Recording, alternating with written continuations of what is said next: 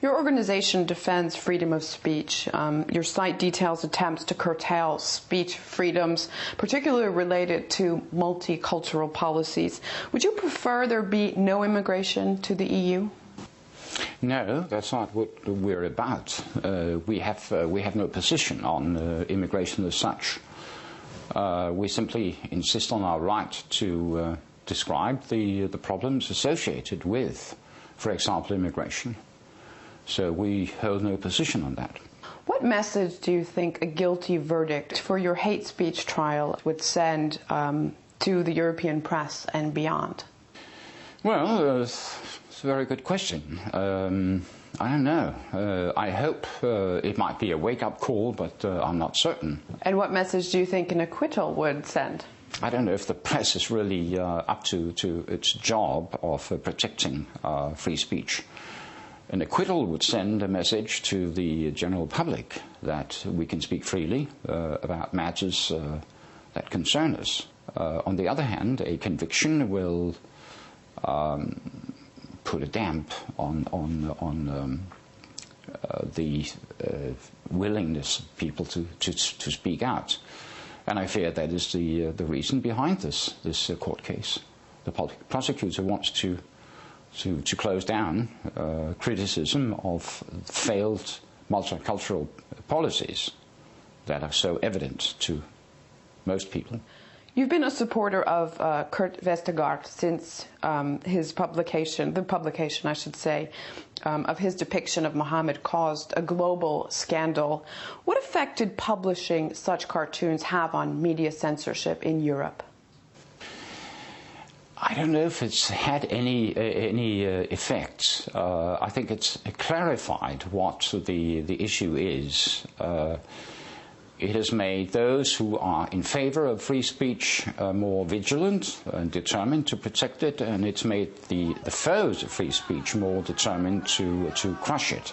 So I think it has heightened the conflict between various forces in Europe. Could you just clarify what you mean by those forces? What are those two forces?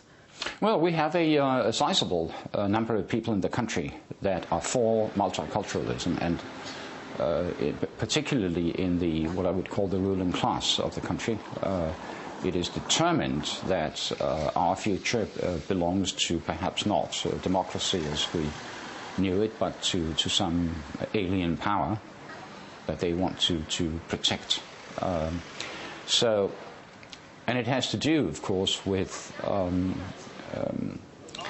a lack of support for our traditional culture, way of life, our liberties, our democracy, and the West. They think we are doomed. They don't think it's worth defending. They keep blaming the West for all kinds of illnesses in the world and problems. Nothing happens in the world without it being our fault.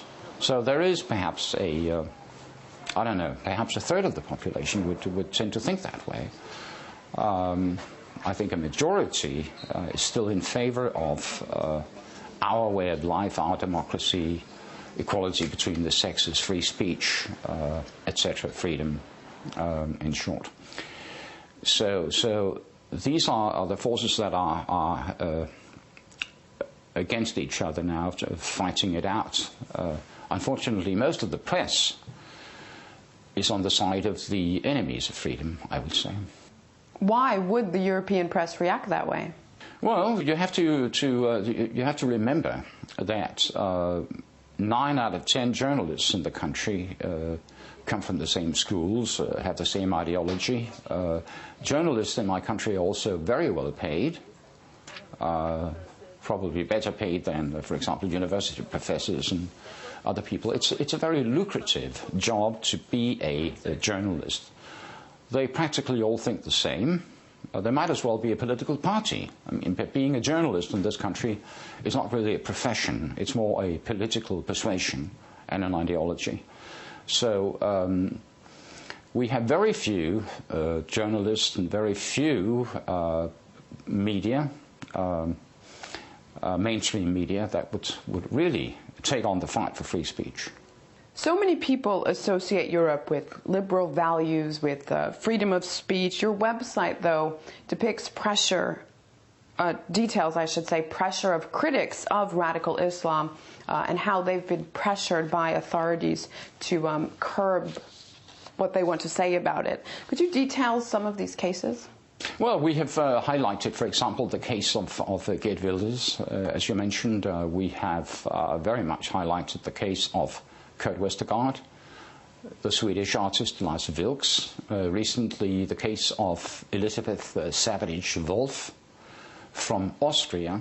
And if you take all these cases together, you can see that regardless of what you think of each individual's positions or politics, they all have this in common, that they are not loved, in fact hated, by the ruling media and the ruling class, the politically correct class.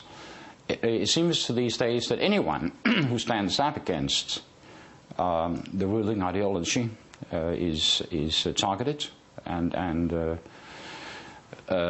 stands to be dragged in front of a court. And why do you think the authorities are so focused on curtailing speech freedoms? I think for the reason that their policies have failed, and failed utterly. For 30 to 40 years, we have been told by our leaders and practically all politicians and political parties that unlimited immigration is really a good thing for the country. It is a good thing for Denmark to have, for example, a sizable minority of Muslims in the country. We now have about 250,000, 45% of the population. And even though most of these immigrants, Muslim immigrants, have refused to integrate into our society, become part of us.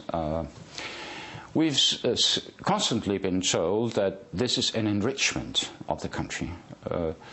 Problems do not really exist. Problems only exist to the extent that people say there is a problem. So, in other words, they want to silence critics because they think, or claim at least, that if they could shut up people like me or some of the other people I mentioned, or many others in the country, the problems would go away. If you cannot solve a problem, then at least you can silence those who say there is a problem. I would say most people, most immigrants, integrate wonderfully in this country. We have no problems with, say, Russians, or people from Vietnam, or from China, or from India, or from Sri Lanka. Most of these people create absolutely no problem. They are indeed an enrichment to our country. Then there are other people who are not. What is the problem? I'm a free speech advocate. I don't have the solutions to this problem created by our politicians. I can only say one thing, which is that the prerequisite for even being able to solve the problems is that we maintain free speech and protect free speech. Because without free speech, there is not a chance in hell that we could ever solve any problems in the country. Now, you claim that the media elites willfully ignore the ever-increasing problem of immigration, yet German Chancellor Angela Merkel, and it was reported all over the world, stated that multicultural policies in Germany had failed. Yes, and what did you do about it then? I mean, she also came out and condemned Theo Sarrazin, who published a book about the dissolution of Germany, and he was then widely criticized and condemned, as a matter of fact. Angela Merkel came out and said she wouldn't even read the book. She condemned the book and hadn't read it. I think that is a very typical reaction. But of course you're right, the fact that she would even come out and say multiculturalism has failed, of course, is an indication that things are not going as smoothly as she would have liked. But she still, she and others would still need to tell the population, what are we going to do about this problem? How would you characterize the influence of Brussels on the media reporting on immigration policies? It's absolutely crucial. You know, the EU passed a so-called framework decision in November 2008 that actually requires the member states to pass laws such as the one I'm indicted under. You have to criminalize so-called hate speech and racism and whatnot. Each individual country, member state, has to introduce laws that will guarantee that offenders against this rubber paragraph or rubber article will get between 1 and 3 years in jail. This framework decision also requires us to introduce laws penalizing so-called Holocaust denial. Of course, I'm a historian. I know very well the Holocaust took place, but I think such laws are criminalizing idiots, are very, very detrimental to any kind of free debate, because where does it end? What is the next thing that has to be determined in court? For example, who was responsible for the outbreak of the First World War? Well, you could say it was Russia, it was England, it was France, or Austria-Hungary, or the system as such. I mean, are we then, in a few years, going to having to go to court to determine how to settle historical questions? Who was responsible for Stalin? Was it the Bolshevik system? Was it Lenin? Was it himself or somebody else? I mean, these things have to be discussed openly in a fair public debate. It's not a question for courts to decide. With that said, what do you predict the future is for freedom of speech and media censorship in Europe? It is being decided right now. I'm determined to win, and so are my comrades in arms. We are determined to win. If we lose, it'll be gone. Thank you very much for your time.